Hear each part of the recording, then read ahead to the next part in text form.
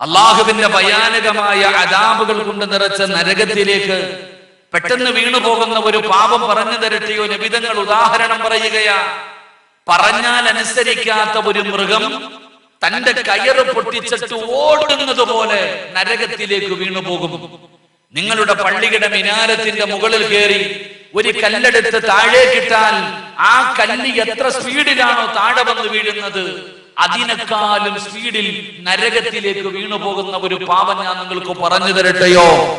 അള്ളാഹുവിന്റെ പ്രവാചകൻ സ്വല്ലല്ലാഹു അലൈഹി വസല്ലമ തങ്ങളോട് സ്വഹാബത്ത് ചോദിക്കുന്നു, യാ റസൂലല്ലാഹ്,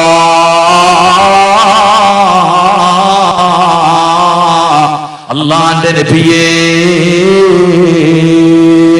നരകത്തിലേക്ക് പെട്ടെന്ന് വീണു പോകുന്ന പാപം എന്താണെന്ന് നബി തങ്ങളോട് അവിടെ നിന്ന് ചോദിക്കുമ്പോ നമ്മൾ വിചാരിക്കും കള്ള് കുടിക്കുന്നവരായിരിക്കാം, വ്യഭിചരിക്കുന്നവരായിരിക്കാം, പലിശ തിന്നുന്നവരായിരിക്കാം, നിസ്കരിക്കാത്തവരായിരിക്കാം, ശിർക്ക് ചെയ്യുന്നവരായിരിക്കാം, അവരാണ് നരകത്തിലേക്ക് പെട്ടെന്ന് വീണു പോകുന്നതെന്ന് കരുതിയവര്. നബി തങ്ങൾ പറയുകയാരാണ്? അല്ലാഹുവിന്റെ ഭയാനകമായ അദാബുകൾ കൊണ്ട് നിറച്ച നരകത്തിലേക്ക് പെട്ടെന്ന് വീണു പോകുന്ന ഒരു പാപം ഏതെന്നറിയുമോ? അല്ലാഹുവിന്റെ വിശുദ്ധമായ ഖുർആനിൽ 114 സൂറത്തുകളുണ്ട്. 6600 പരം വരുന്ന ആയത്തുകൾ അല്ലാഹുവിന്റെ വിശുദ്ധമായ ഖുർആനിലുണ്ട്. നിങ്ങൾ ഒരുപാട് സൂറത്തുകൾ പഠിച്ചവരാണല്ലോ, ഒരുപാട് ആയത്തുകൾ പഠിച്ചവരാണല്ലോ. അല്ലാഹുവിന്റെ വിശുദ്ധമായ ഖുർആനിലെ ഒരു സൂറത്തോ ഒരു ആയത്തോ പഠിക്കാത്ത ആരുമില്ലല്ലോ. മദ്രസയിൽ പഠിക്കുന്ന കാലം 30ാമത്തെ ജുസുവിലെ ഒരുപാട് സൂറത്തുകൾ പഠിച്ചവരാ, ഒരുപാട് ആയത്തുകൾ പഠിച്ചവരാ. ഓർമ്മയുണ്ടോ വാപ്പാ? നീ പഠിച്ച സൂറത്തുകള്, നീ പഠിച്ച ആയത്തുകള് നിനക്ക് ഓർമ്മയുണ്ടോ വാപ്പാ? ഓർമ്മയുണ്ടോ പെങ്ങളെ? നബി തങ്ങൾ പറയുന്നു, സ്വഹാബാ, അല്ലാഹുവിന്റെ നരകത്തിലേക്ക് പെട്ടെന്ന് വീണു പോകുന്ന ഒരു പാപം എന്തെന്നറിയുമോ? അത് അല്ലാഹുവിന്റെ വിശുദ്ധമായ ഖുർആൻ പഠിച്ചിട്ടും മറന്നു കളയലാ. അല്ലാഹുവിന്റെ വിശുദ്ധമായ ഖുർആനിലെ ഒരു സൂറത്താകട്ടെ, ഒരു ആയത്താകട്ടെ, അത് പഠിച്ചിട്ടും മറന്നു കളഞ്ഞാൽ, പഠിച്ചിട്ട് മറന്നു കളഞ്ഞാൽ അവന് പെട്ടെന്ന് നരകത്തിലേക്ക് വീണു പോകുമെന്ന് നബി തങ്ങൾ അവിടെ നിന്ന് പഠിപ്പിക്കുമ്പോ, ഓർമ്മയുണ്ടോ സഹോദരാ? നെഞ്ചത്ത് കൈവച്ച് ആത്മാർത്ഥമായി നിന്റെ മനസാക്ഷിയോട് ചോദിക്ക്, നീ പഠിച്ച സൂറത്തുകളൊക്കെ നിനക്ക് ഓർമ്മയുണ്ടോ?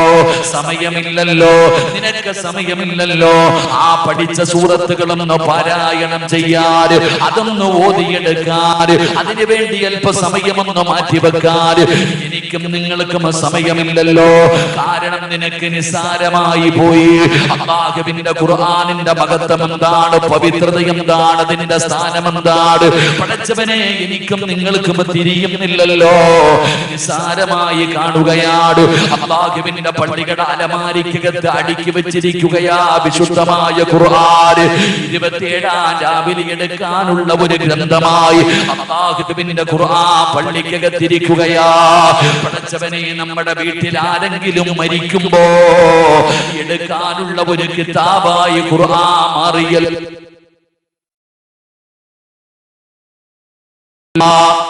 കൊണ്ടുവന്ന് വലിച്ചെറിഞ്ഞിട്ട് പോകുന്ന പത്രമുണ്ടല്ലോ, ആ പത്രത്തിന് കൊടുക്കുന്ന സ്ഥാനം പോലും പലരും ഖുർആനിന് കൊടുക്കാറില്ല. നിനക്കറിയില്ലടോ, അല്ലാഹുവിന്റെ കലാമിനെ നിനക്കറിയാഞ്ഞിട്ടാണ്. അത് പേടിക്കണം സഹോദരാ. അല്ലാഹുവിന്റെ ഖുർആനിന്റെ മഹത്വം എന്തെന്നറിയുമോ? അല്ലാഹു തന്നെ പറയുകയാ, ലൗ അൻസൽനാ ഹാദൽ ഖുർആന അലാ ജബലിൻ ലറഅയ്തഹു ഖാശിഅൻ മുതസദ്ദിയൻ മിൻ ഖശിയത്തില്ലാഹ്. ഈ പരിശുദ്ധമായ ഖുർആനെങ്ങാനും അല്ലാഹു സുബ്ഹാനഹു വ തആല ഒരു പർവതത്തിന്റെ മുകൾ തട്ടിലാണ് ഇറക്കിയിരുന്നതെങ്കിൽ, ഒരു മലയുടെ മുകളിലാണ് അല്ലാഹു ഖുർആൻ ഇറക്കിയതെങ്കിൽ, ആ ഖുർആൻ ഇറങ്ങിയത് കാരണം ഭയന്ന് വിറച്ചുകൊണ്ട് ആ പർവ്വതങ്ങൾ പോലും തൂളികളായി പോകുമായിരുന്നു. അത്രയും പേടിയാടോ അല്ലാഹുവിന്റെ പരിശുദ്ധമായ ഖുർആനിന്റെ മഹത്വം അതാണ്. പക്ഷേ പരിഗണിക്കാറില്ലല്ലോ, നമുക്ക് നിസ്സാരമായി പോയല്ലോ. അതുകൊണ്ട് നബി തങ്ങൾ പറയുന്ന സ്വഹാബാ, അല്ലാഹുവിന്റെ ഖുർആനിലെ ഒരു സൂറത്ത് പഠിച്ചിട്ട് മറന്ന അവൻ നരകത്തിലേക്ക് പെട്ടെന്ന് വീണു പോകുമെന്ന് ആദരവായ പ്രവാചകൻ നബി മുഹമ്മദ് മുസ്തഫ സല്ലല്ലാഹു അലൈഹി വസല്ലമ തങ്ങൾ പറയുമ്പോ ഈ സദസ്സിലിരിക്കുന്ന ചില വാപ്പമാര് ചിന്തിക്കുന്നു, പടച്ചവനെ എനിക്ക് ഖുർആൻ അറിയില്ലല്ലോ, ഞാൻ പഠിച്ചിട്ടില്ലല്ലോ, എനിക്ക് ഓതാൻ അറിയില്ലല്ലോ, എനിക്കൊരു സൂറത്തും കാണാതെ അറിയില്ലല്ലോ, അതുകൊണ്ട് ഞാൻ രക്ഷപ്പെട്ടു എന്ന് കരുതിയെങ്കിൽ ഇല്ല വാപ്പാ. അല്ലാഹുവിന്റെ പരിശുദ്ധമായ ഖുർആൻ പഠിച്ചവന്റെയോ പഠിക്കാത്തവന്റെയോ ഓതുന്നവന്റെയോ ഓതാത്തവന്റെയോ കാര്യമല്ല. നിങ്ങൾ എല്ലാവരും ഖുർആൻ കേട്ടവരാ. ജീവിതത്തിൽ ഒരിക്കലെങ്കിലും അല്ലാഹുവിന്റെ പരിശുദ്ധമായ ഖുർആനില് ഒരായത്തെങ്കിലും ജീവിതത്തിൽ കേൾക്കാത്തവരുണ്ടോ? എല്ലാവരും കേൾക്കുന്നവരല്ലേ? എല്ലാരും അല്ലാഹുവിന്റെ ഖുർആൻ കേൾക്കുന്നവരാ. കേൾക്കാത്ത ഒരു മനുഷ്യനുമില്ല. ഒരായത്തെങ്കിലും നിന്റെ ജീവിതത്തിൽ കേൾക്കുമല്ലോ. നീ പരിഗണിച്ചിട്ടുണ്ടോ വാപ്പാ? അല്ലാഹുവിന്റെ വിശുദ്ധമായ ഖുർആനിലെ ആയത്തുകൾ കേട്ടുമ്പോ ഒരു ചെവിയിലൂടെ കേട്ടു മറു ചെവിയിലൂടെ കളയാനുള്ളതല്ല. അല്ലാഹുവിന്റെ ഖുർആനിനെ ആദരിക്കണം ചെറുപ്പക്കാരാ. അല്ലാഹുവിന്റെ ഖുർആനിനെ ബഹുമാനിക്കണം വാപ്പാ. നിങ്ങളെ പാട്ട് കേട്ട് കളയുന്നത് പോലെ കളയാനുള്ളതല്ല. അതുകൊണ്ട് ഈ സദസ്സിലിരിക്കുന്നവരോട് പറയുകയാണ്, വഅദിന്റെ 5ാമത്തെ ദിവസമാണ്. ഇന്നലെ വരെ ഇരുന്നത് പോലെ ഇരിക്കല്ലേ, ഇന്നലെ വരെ ഇരുന്നത് പോലെ ഇരിക്കല്ലേ. ഇന്ന് വഅദ് കഴിഞ്ഞ് ഇറങ്ങി പോകുമ്പോ എനിക്ക് നിങ്ങളോട് പറയാനുള്ളത്, സാധാരണ പോകുന്നത് പോലെ നിങ്ങൾ ഇറങ്ങി പോകല്ലേ.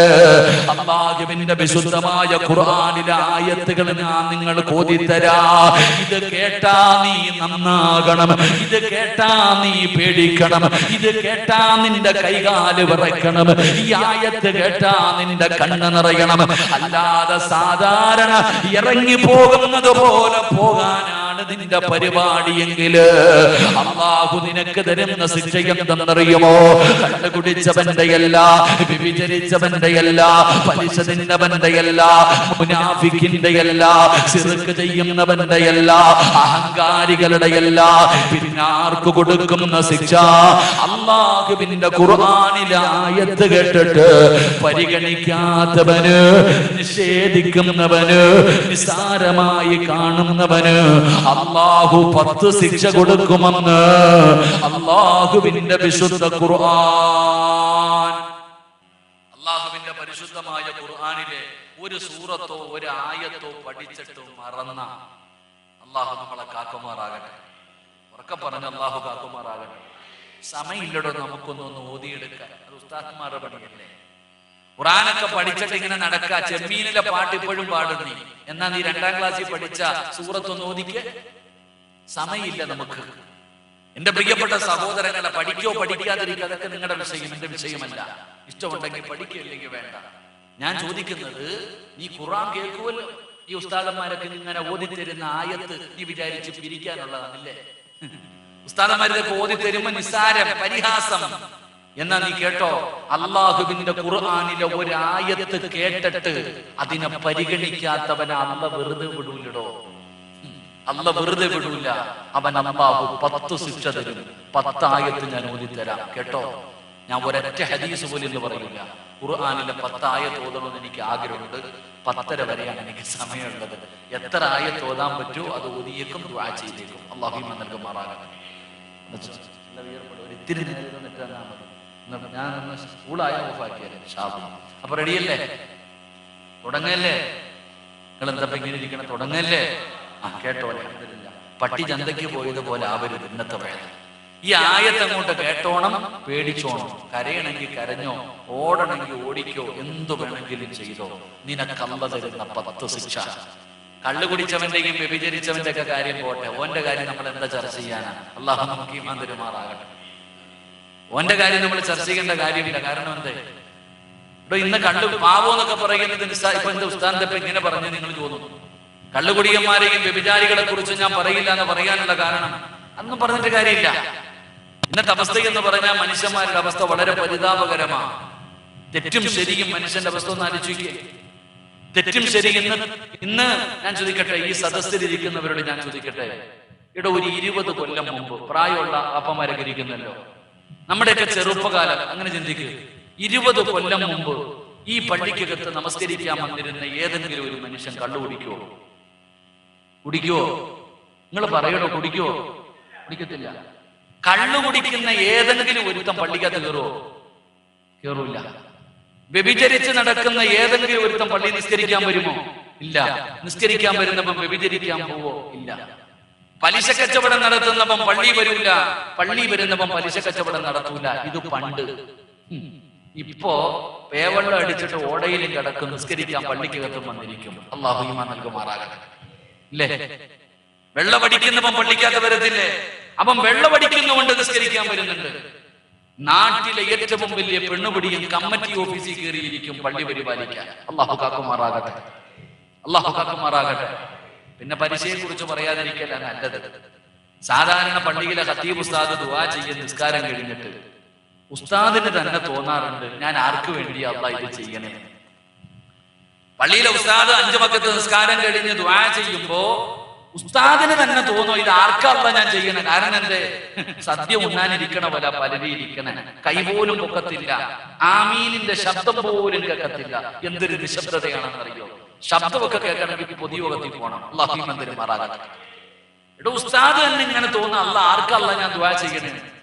പക്ഷെ ഒരു ദിവസം ഉസ്താദ് നോക്കുമ്പോ പതിവില്ലാതെ ഒരു ആമീൻ കേൾക്കുന്നു പള്ളിയിൽ. ആമീൻ ആമീൻ ആമീൻ. ഉസ്താദിന് തന്നെ അത്ഭുതം, ആരാ ഈ ആമീൻ പറയണേ? ഉസ്താദ് പറയുന്ന, പടച്ചവനെ നരകത്തിൽ നിന്ന് രക്ഷപ്പെടുത്തണം. ഉസ്താദ് ഇങ്ങനെ നോക്കുമ്പോ ഒരു സഹോദരൻ 1ാമത്തെ സഫിലിരുന്നിട്ട് 2 കൈയും ഉയർത്തി പിടിച്ചിട്ട് ഇങ്ങനെ ആമീൻ പറയാ. ഉസ്താദ് പറയുന്നു, നരകത്തിൽ നിന്ന് രക്ഷപ്പെടുത്തണേ അല്ല, ആമീൻ. സ്വർഗം തരണേ അല്ല, ആമീൻ. പടച്ചവനെ നല്ല മരണം കൊടുക്കണേ അല്ല, ആമീൻ. ഉസ്താദിന് വലിയ സന്തോഷമായി.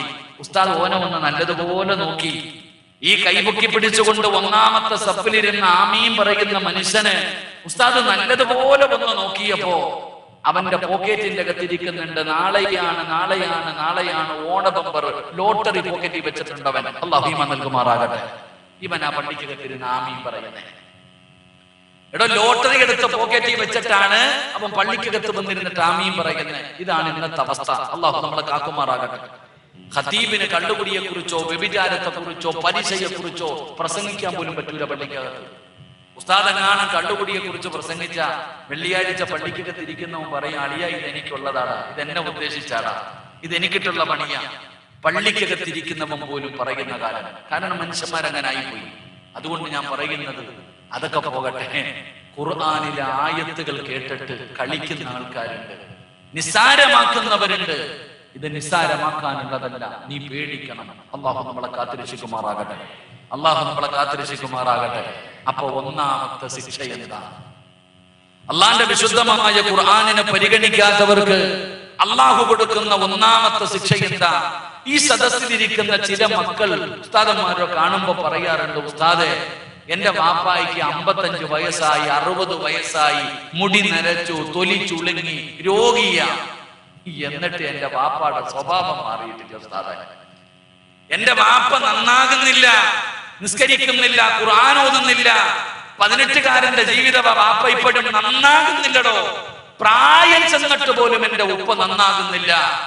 പെൺകുട്ടികൾ ഉമ്മയെ കണ്ടിട്ട് ചോദിക്കുന്നു, ഉസ്താദെ 50ഉം 55ഉം വയസ്സായിട്ട് മരണത്തിലേക്ക് കാല് നീട്ടിയിരിക്കുന്ന എന്റെ ഉമ്മ ഇപ്പോഴും ഏറ്റവും കൂടുതൽ സമയം ചെലവഴിക്കുന്നത് ടിവിയുടെ മുമ്പിലാണ്.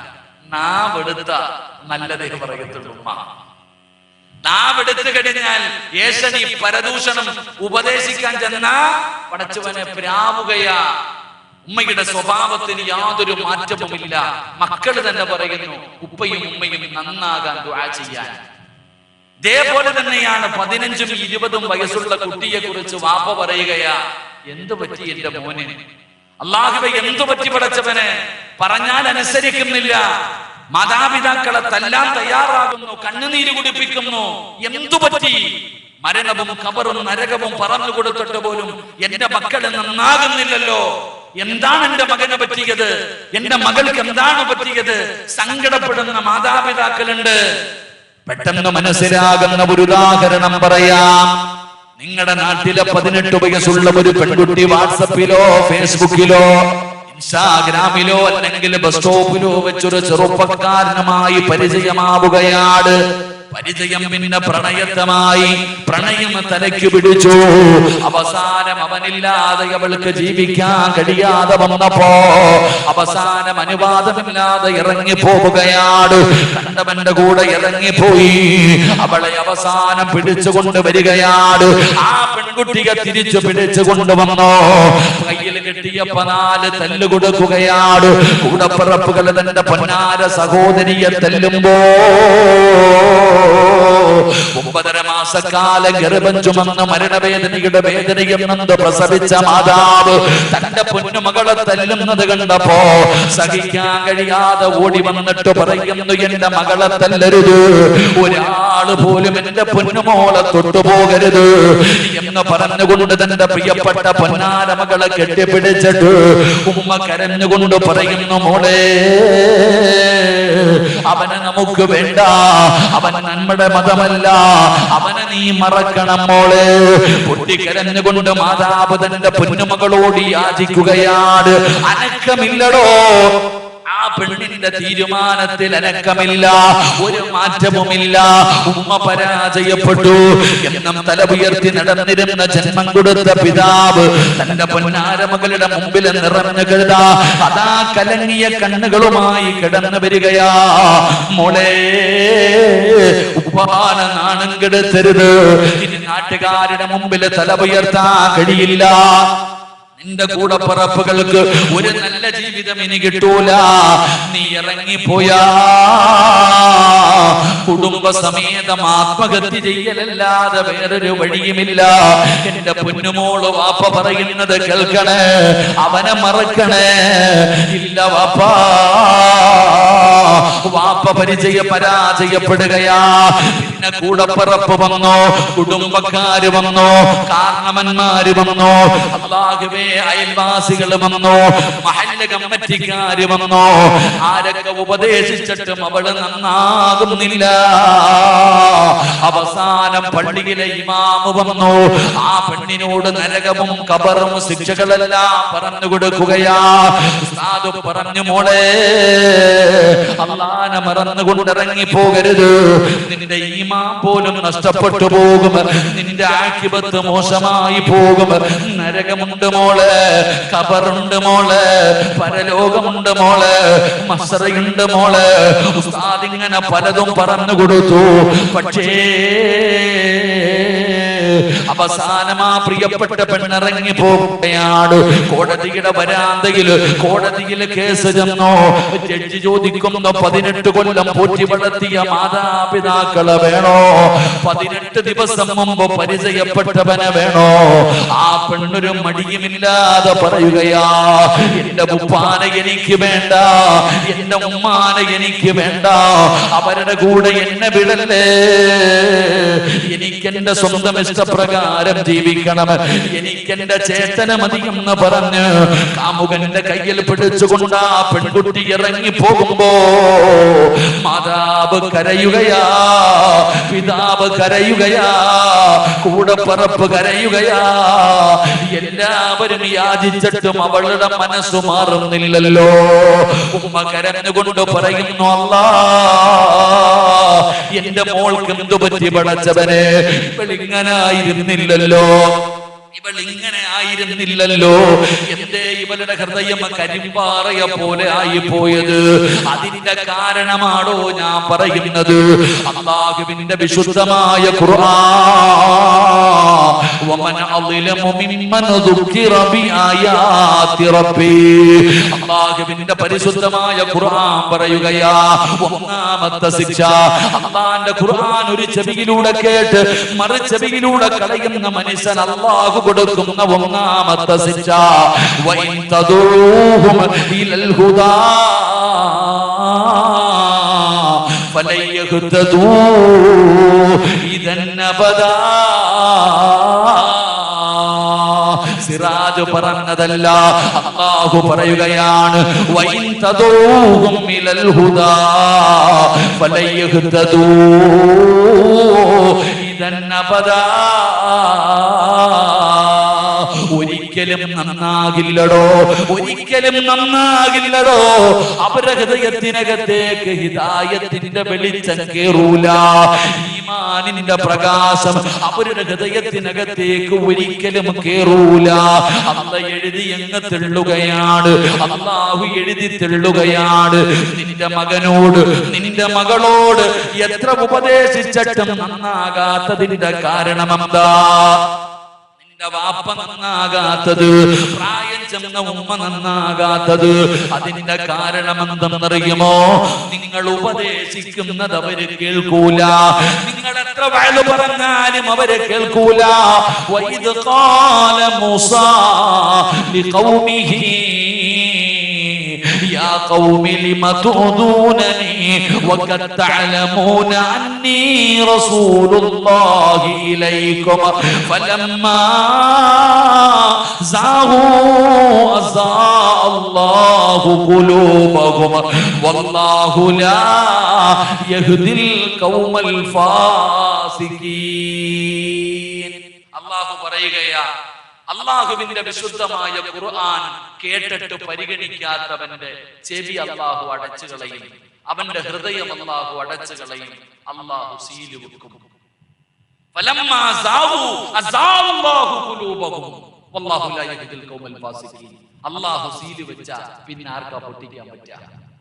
ഈ ലോകത്തിന്റെ അധിപനായ പടച്ച റബ്ബ് ഒരിടത്ത് സീല് വെച്ചാൽ ആ സീല് പൊട്ടിക്കാൻ ഈ ലോകത്ത് ആരെ കൊണ്ടാ പറ്റാ? ഒരുത്തനെ കൊണ്ട് പറ്റൂല. അവന്റെ ഹൃദയത്തിലേക്ക് പിന്നെ ഒരു കാലത്തും ഈമാനിന്റെ പ്രകാശം കേറൂല. അല്ലാഹു എഴുതി തള്ളി. അല്ലാഹു നമ്മളെ കാക്കുമാറാകട്ടെ. പെട്ടെന്ന് മനസ്സിലാകുന്ന ഒരു ഉദാഹരണം പറയാം. റമളാനിന്റെ ഒന്നാമത്തെ രാവിൽ തന്നെ സർവ്വ ശൈത്താന്മാരെയും മലക്കുകൾ പിടിച്ച് ചങ്ങലക്കിടുമെന്ന് ആദരവായ പ്രവാചകൻ നബി മുഹമ്മദ് മുസ്തഫ ഇടൂല്ലേ? റമളാനിന്റെ ഒന്നാമത്തെ രാവിൽ തന്നെ ഈ ഭൂമിയിലുള്ള സർവ്വ ശൈത്താന്മാരെയും പിടിച്ചു കെട്ടിയിടൂല്ലേ? പറയടോ കാക്ക, ഇടുവോ? കെട്ടിയിടുവോ? നിങ്ങളുടെ നാട്ടിൽ ഇടൂല്ലേ? കെട്ടിയിടും. എല്ലാ ശൈത്താന്മാരെയും കെട്ടിയിടും. എന്നിട്ട് നോമ്പ് പിടിക്കാതെ നടക്കുന്ന ചില കാക്കാമാരില്ലേ? റമളാൻ മാസത്തിൽ നോമ്പ് പിടിക്കാതെ പള്ളിക്കകത്ത് കയറി നിസ്കരിക്കാതെ പരസ്യമായി മുണ്ടും മടക്കി കുത്തി വീടിയും വലിച്ച് നടക്കുന്ന കാക്കാമാരെ കണ്ടിട്ടില്ലേ? എടാ, അമുസ്ലിമായ സഹോദരൻ ചോദിക്കുന്നു, ഇത് റമളാനല്ലേ, നിനക്ക് നോമ്പില്ലേ? പോടാ, നിന്റെ പണി നോക്കടാ. അവൻ പോലും നോമ്പ് പിടിക്കും. അമുസ്ലിമായ സഹോദരങ്ങൾ പോലും റമളാനിൽ നോമ്പ് പിടിക്കുന്നവരില്ലേ? റമളാനിനെ ആദരിക്കുന്നവരില്ലേ? വീട്ടിൽ കയറി ചെല്ലുമ്പോ പെണ്ണുമ്പിള്ള ചോദിക്കുന്നു, ഇക്കാ നിങ്ങളുടെ രോഗം പിടിച്ചു കിടക്കണ വാപ്പ വരെ നോമ്പ് പിടിക്കുന്നു, നിങ്ങൾ എന്തേ നോമ്പ് പിടിക്കാത്ത? ഓടി മാറി ചോദിച്ചത് മാത്രമേ ഓർമ്മ കാണത്തുള്ളൂ. അള്ളാഹു നമ്മളെ കാക്കുമാറാകട്ടെ. അതങ്ങനാടോ? അള്ളാഹു ചിലതിനെ അങ്ങ് എഴുതി തള്ളിക്കളയും. നന്നാകാത്തതിന്റെ കാരണം അതാ. പിന്നെ അവനെ നന്നാക്കാൻ ഉസ്താരെ കൊണ്ട് പറ്റുമോ? ഇല്ല, ആരെ കൊണ്ടും പറ്റൂല. അള്ളാഹു സീലടച്ചു കഴിഞ്ഞാൽ, അങ്ങനെ സീല് വെച്ച് കഴിഞ്ഞാൽ പോയി. ഇന്ത്യയുടെ പ്രസിഡന്റ്, രാഷ്ട്രപതി ഒരു സീല് വെച്ചാൽ കഴിഞ്ഞില്ലേ? ഇതുപോലെയാണ് അള്ളാഹു സീല് വെച്ച് കഴിഞ്ഞാൽ പിന്നെ നന്നാക്കാൻ പറ്റില്ലടോ. അള്ളാഹു നമ്മളെ കാക്കുമാറാകട്ടെ. അള്ളാഹു നമ്മളെ കാക്കുമാറാകട്ടെ. ഒരുത്തന് നന്നാകണമെന്ന് അവന് തോന്നണം.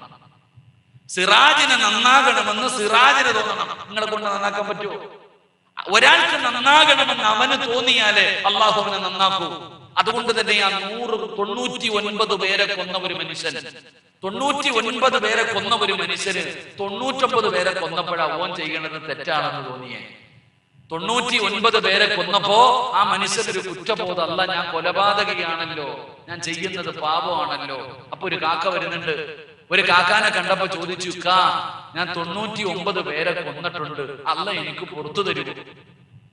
അള്ളാഹു എനിക്ക് പുറത്തു തരുമോ?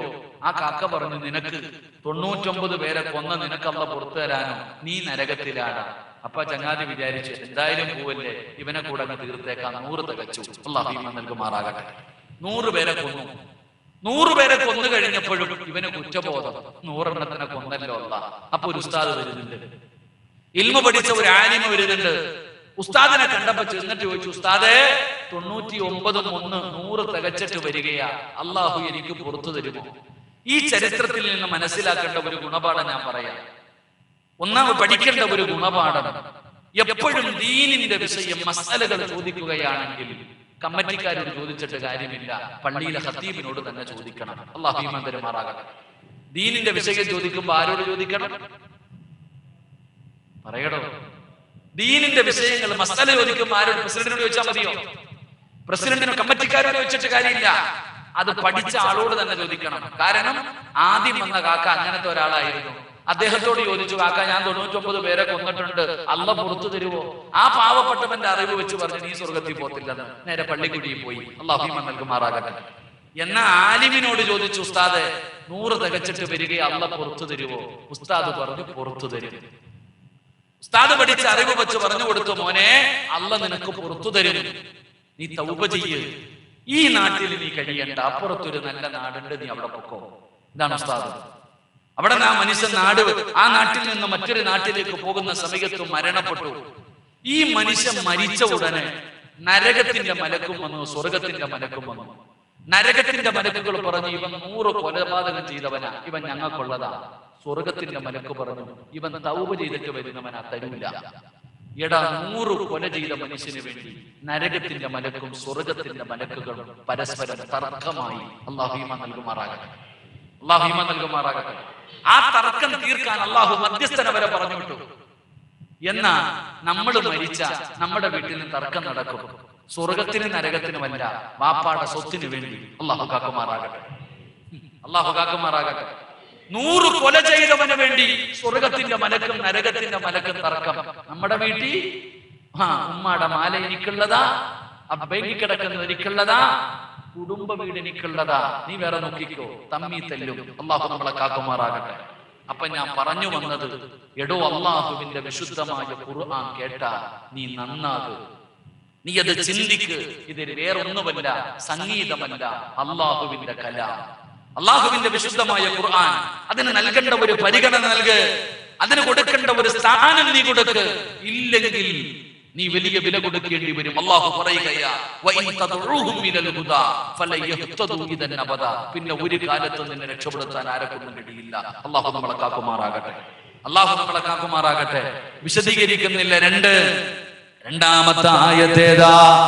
അല്ലാഹു പറയുകയാണ്, വമൻ അളിലമു മിമ്മൻ ദുക്കിറ ബിആയാതി റബ്ബി സുമ്മ അഅറള അൻഹാ ഇന്നാ മിനൽ മുജ്രിമീന മുൻതഖിമൂൻ. അല്ലാഹുവിന്റെ വിശുദ്ധമായ ഖുർആൻ വിടുന്ന പറയുകയാണ്, ഉസ്താദന്മാര് പരിശുദ്ധമായ ഖുർആനിലെ ആയത്തുകൾ ഓതിയിട്ട് മോനെ നിസ്കരിക്കണേ. അല്ലാഹുവിന്റെ പള്ളിയുടെ മിനാരത്തിൽ നിന്ന് ബാങ്ക് വിളിച്ചാൽ ഹയ്യ അലൽ സ്വലാഹ് ഹയ്യ അലൽ ഫലാഹ്. അല്ലാഹുവിന്റെ പള്ളിയുടെ മിനാരത്തിൽ നിന്ന് ബാങ്ക് വിളിച്ചാ നിസ്കരിക്കണേ. കണ്ണ് കുടിക്കരുത്, മയക്കുമരുന്ന് ഉപയോഗിക്കരുത്, മോനെ വ്യഭിചരിക്കരുത്, പലിശ തിന്നരുത്. അല്ലാഹനെ ഭയന്ന് ജീവിക്കടാ ചെറുപ്പക്കാരാ. പെണ്ണെ തലമറയ്ക്കണ്. നിന്റെ ശബ്ദം പോലും ഔറത്താണ്, നിന്റെ സലാം പോലും പറയരുതെന്നാണ് പഠിച്ചവനെ ഉസ്താദന്മാര് പറയുകയാ. നരകത്തിലധികവും പെണ്ണുങ്ങളാണ്. അതുകൊണ്ട് നിങ്ങൾ അല്ലാഹുവിനെ ഭയന്നുകൊണ്ട് ജീവിക്കണം. അല്ലാത്തവർക്ക് അല്ലാഹു ഭയാനകമായ നരകം ഒരുക്കി വെച്ചിട്ടുണ്ട്. ദുനിയാവിലെ തീയുണ്ടല്ലോ, അത് നരകത്തിലെ തീയുടെ ഒരു 70 ഒരംശമാണ്. ഇന്നത്തെ ചെറുപ്പക്കാരോട് ഇത് പറയുമ്പോ അവര് ചോദിക്കുന്ന, ഉസ്താദേ ഇതൊക്കെ വിവരമില്ലാത്തവരോട് പറ, പ്രായമുള്ള ഉള്ളവരോട് ചെന്ന് പറ, നിങ്ങളൊക്കെ വിദ്യാഭ്യാസമുള്ളവരാണ്, എന്തൊരു തള്ളലാ ഉസ്താദ്. ചെറുപ്പക്കാര് ചോദിക്കുകയാണ്, നിങ്ങൾ പറയുന്നു നരകം സൃഷ്ടിച്ചിട്ടുണ്ടെന്ന്, എവിടെയാണ്? ആകാശത്തിലാണോ, ഭൂമിയുടെ അടിയിലാണോ, കടലിനടിത്തട്ടിലാണോ, എവിടെയാ ഉസ്താദേ നിങ്ങൾ പറയുന്ന നരകമിരിക്കുന്നത്? പെൺകുട്ടികൾ പരിഹസിക്കുകയാണ്. എല്ലാവരും സ്വർഗത്തിൽ പോയാ നരകത്തിലും പോകാൻ ആള് വേണ്ടേ?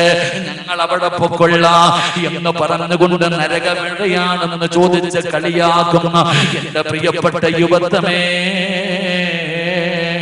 ഞങ്ങൾ പറഞ്ഞിട്ട് നിങ്ങൾക്ക് വിശ്വാസം വരുന്നില്ലെങ്കിൽ, ഞങ്ങൾ പറഞ്ഞിട്ട് നിങ്ങൾക്ക് വിശ്വാസം വരുന്നില്ലെങ്കിൽ നിങ്ങളുടെ കണ്ണുകൊണ്ട് കണ്ടാ വിശ്വസിക്കുമോ? ഞാൻ എന്റെ ചെറുപ്പക്കാരോട് ചോദിക്കുകയാ, നിങ്ങളുടെ കണ്ണുകൊണ്ട് കണ്ടാ വിശ്വസിക്കുമോ? എങ്കിൽ കാണുമടാ ചെറുപ്പക്കാരാ, എന്റെ പെങ്ങളെ, അല്ലാഹുവിന്റെ നരകം നിന്റെ കണ്ണുകൊണ്ട് കാണുമ്പോള് എപ്പോഴാണ് കാണുന്നത്? എപ്പോഴാണ് നരകം കാണുന്നത്? ഇസ്രാഫീൽ എന്ന് പറയുന്ന മലക്ക് സൂർ എന്ന് പറയുന്ന കാഹളത്തിൽ രണ്ടാമത് മോതുമ്പോ പള്ളിപ്പറമ്പിൽ 6 അടി മണ്ണിനകത്ത് നിന്ന് എഴുന്നേറ്റ് വരികയാണ്. എല്ലാവരും കബറിനകത്ത് നിന്ന് എഴുന്നേറ്റ് വരുന്ന ദിവസമുണ്ടല്ലോ, പടച്ചവനെ, പട്ടിയുടെയും പന്നിയുടെയും കഴുതയുടെയും പേപ്പട്ടിയുടെയും നടന്നു വരുന്നവർ, ഇഴഞ്ഞു വരുന്നവർ, മുഖത്ത് മാംസമില്ലാത്തവർ, കുഷ്ഠരോഗികളെ പോലെ വരുന്നവർ, ഉഹദ് മലയോളം വലിപ്പമുള്ളവ വയറ് വലിച്ചു കൊണ്ടുവരുന്നവർ, ഇതുപോലെ നാളെ പരലോകത്തേക്ക് ഉടുതുണിയില്ലാതെ ആണുങ്ങളും പെണ്ണുങ്ങളും എഴുന്നേറ്റ് വരുന്ന ദിവസമുണ്ടല്ലോ. ഉമ്മ പ്രസവിച്ചിട്ടതുപോലെയാണ് കടന്നു വരുന്നത്. സഹോദരാ, ഫാൻ ഓഫാക്കിയപ്പോ നിന്റെ ശരീരം വിയർക്കുമല്ലോ. വല്ലാത്ത ചൂടല്ലേ, വല്ലാത്ത ചൂടല്ലേ. ശരീരത്തിലെ പർദ്ദയുടെ ഉള്ളിലൂടെ വിയർപ്പ് തുള്ളികൾ ഒഴുകുമ്പോ പ്രയാസപ്പെടുന്ന പെങ്ങള് 15 ലക്ഷം കിലോമീറ്ററുകളിലെ മുകളിൽ നിന്നിരുന്ന സൂര്യന് അതിന്റെ ചൂട് പോലും താങ്ങാൻ പറ്റുന്നില്ലെങ്കിൽ ഇതൊന്നും ഒരു ചൂടല്ല, ഇതൊന്നും ഒരു വിയർപ്പല്ല. അതൊക്കെ എവിടെയാണെന്നറിയോ? ചൂടുള്ള നാളുണ്ട്, ഖിയാമം നാളാ. ചുരുക്കി പറഞ്ഞാൽ എന്തുഹാലാ ചൂടാ.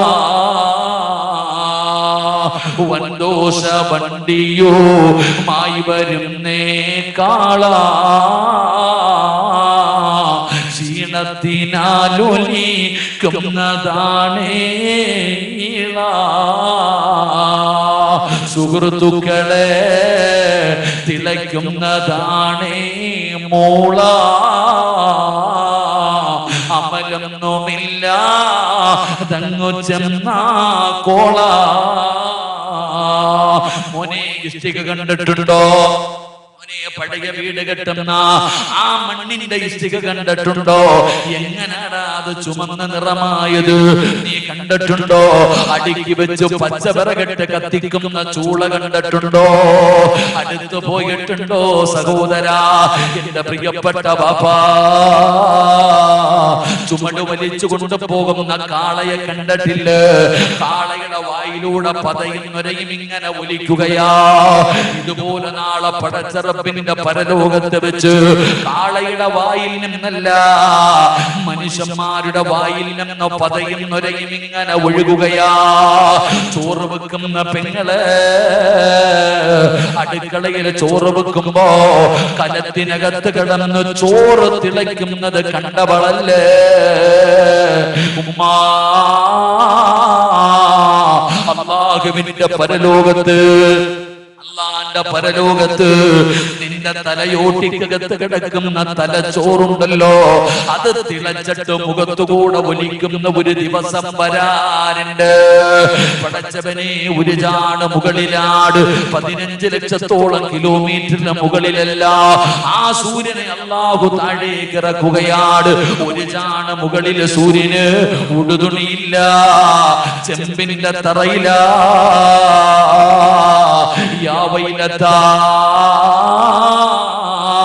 യാ ഹസ്റത്താ,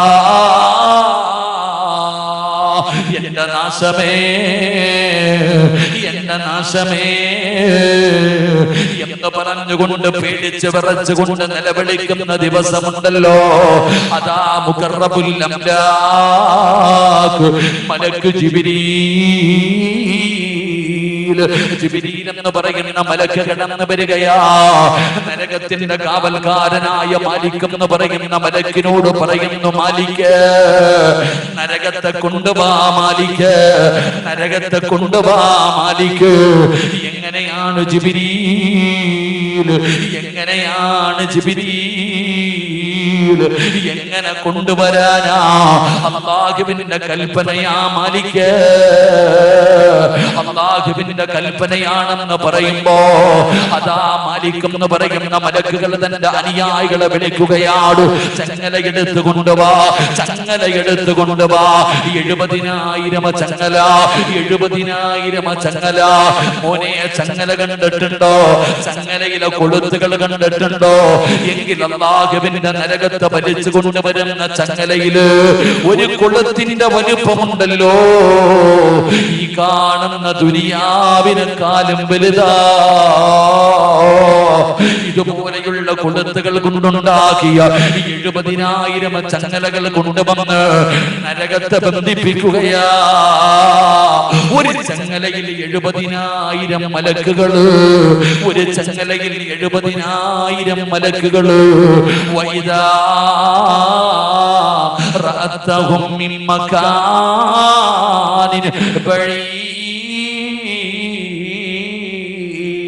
എന്റെ പ്രിയപ്പെട്ടവരെ, അല്ലാഹുവിന്റെ ഖുർആൻ അവിടെന്ന് പരിചയപ്പെടുത്തുകയാ. നാളെ അല്ലാഹുവിന്റെ കോടതിയിൽ നിൽക്കുമ്പോ ഈ നരകത്തെ ഇങ്ങനെ കൊണ്ടുവരുമ്പോ അല്ലാഹുവിന്റെ മലക്കുകൾ കരഞ്ഞു വിളിച്ചുകൊണ്ട് തല താഴ്ത്തി പിടിച്ചുകൊണ്ട് 70,000 ചങ്ങലകളിൽ അല്ലാഹുവിന്റെ നരകത്തെ വലിച്ചു കൊണ്ടുവരുമ്പോ നീ പറയുമടാ ചെറുപ്പക്കാരാ, എവിടെയാണെന്ന് ചോദിച്ച പെങ്ങള് അല്ലാഹുവോട് പറയുകയാ, റബ്ബനാ അബ്സറിനാ വസമിഅനാ ഫർജിഅനാ. എന്റെ രക്ഷിതാവായ അല്ലാഹ്, എന്റെ കണ്ണുകൊണ്ട് കണ്ടു റബ്ബേ. അല്ലാഹുവോട് പറയാ, എന്റെ കണ്ണുകൊണ്ട് ഞാൻ നരകം കണ്ടു, നരകത്തിന്റെ തീ കണ്ടു, നരകത്തിന്റെ വലുപ്പം കണ്ടു, നരകത്തിന്റെ ശിക്ഷ കണ്ടു. വസമിഅനാ, ഞാൻ കേട്ടു പടച്ചവനെ ശബ്ദം, ആ നരകത്തിന്റെ ശബ്ദം ഞാൻ കേൾക്കുന്നു പടച്ചവനെ. അതുകൊണ്ട് അല്ലാഹുവേ ഫർജിഅനാ, ഒരു ചാൻസ് താ അല്ലാഹ്, ഒരവസരം താ അല്ലാഹ്. അല്ലാഹു നമുക്ക് ഈമാൻ നൽകുമാറാകട്ടെ. അതുകൊണ്ട് എന്റെ പ്രിയപ്പെട്ട സഹോദരങ്ങളെ, ഉസ്താദന്മാര് ഖുർആനിന്റെ ആയത്ത് ഓതിയിട്ട് പറയുന്നു, നിസ്കരിക്ക്. അല്ലാഹുവിന്റെ പള്ളിയുടെ മിനാരത്തിൽ നിന്ന് ഹയ്യ അലൽ സ്വലാ, ഹയ്യ അലൽ ഫലാ, അല്ലാഹുവിന്റെ പള്ളിയിൽ നിന്ന് വിളിച്ചാ നിങ്ങൾ പോയി നിസ്കരിക്ക്. ആരാപ്പാ?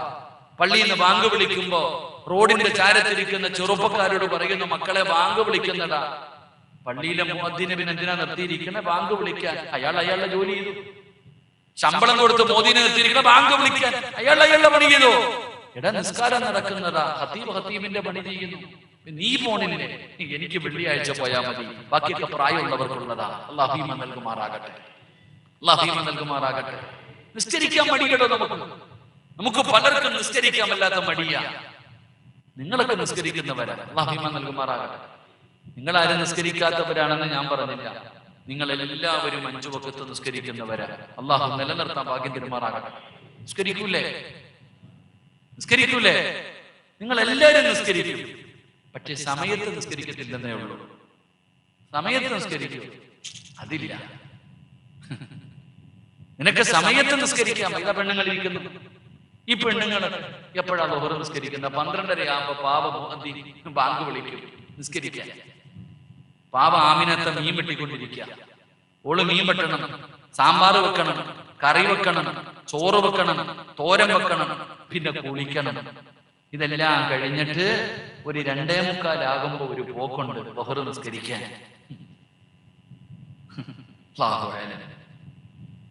നിനക്കൊക്കെ തോന്നുന്ന സമയത്ത് നിസ്കരിക്കാനാണെങ്കിൽ പിന്നെ എന്തിനാ ഈ ബാങ്ക് വിളിക്കുന്നത്? ഇന്ന സലാത്ത കാനത്ത് അലൽ മുഅ്മിനീന കിതാബൻ മൗഖൂത. ആമിനാത്ത, നിനക്ക് തോന്നുമ്പോഴല്ല നിസ്കരിക്കണ്ടേ, അല്ലാഹ് പറഞ്ഞിട്ടുണ്ട് അപ്പോഴാണ് നിസ്കരിക്കണ്ടേ. ഇവിടെ നിസ്കരിക്കുക. ഫവൈലുൽ ലിൽ മുസല്ലീൻ അല്ലദീന ഹും അൻ സ്വലാത്തിഹിം സാഹൂൻ അല്ലദീന ഹും യുറാഊന വയംനഊനൽ മാഊൻ.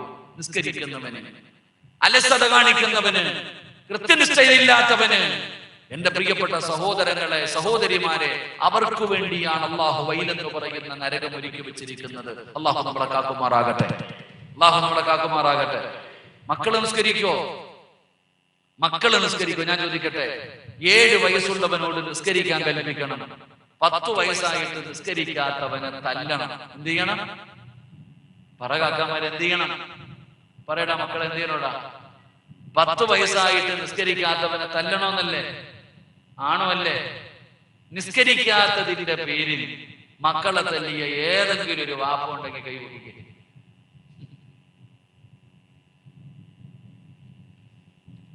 ഏതെങ്കിലും ഉമ്മയ്ക്ക് ധൈര്യമുണ്ടോ?